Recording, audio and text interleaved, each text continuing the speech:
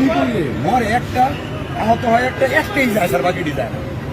এটা হচ্ছে স্যার সবচেয়ে বড় আতঙ্কের এবং দুশ্চিন্তার বিষয়। গুলি করলে মরে একটা, আহত হয় একটা, একটাই যায় স্যার, বাকিটি যায় না। এটাই এখন আতঙ্কের বিষয়। তৎকালীন স্বরাষ্ট্রমন্ত্রী আসাদুজ্জামান খান কামালকে মোবাইলে ভিডিও দেখিয়ে এভাবে বর্ণনা দিচ্ছিলেন ঢাকা মেট্রোপলিটন পুলিশের ওয়ারী বিভাগের তৎকালীন উপ পুলিশ কমিশনার ইকবাল হোসাইন। কোটা সংস্কারের দাবিতে চলা বৈষম্য বিরোধী ছাত্র আন্দোলনে ছাত্র জনতার উপর গণহারে নির্বিচারে গুলি চালায় পুলিশ, বিজিবি ও সরকার দলীয় ক্যাডাররা। কিন্তু এত গুলির পরও রাস্তা ছাড়েনি আন্দোলনকারীরা। কোনোভাবে আন্দোলনকারীদের সরাতে না পারায় ভিডিও দেখিয়ে এই কর্মকর্তার হতাশা প্রকাশের একটি ভিডিও ছড়িয়ে পড়েছে সামাজিক যোগাযোগ মাধ্যমে।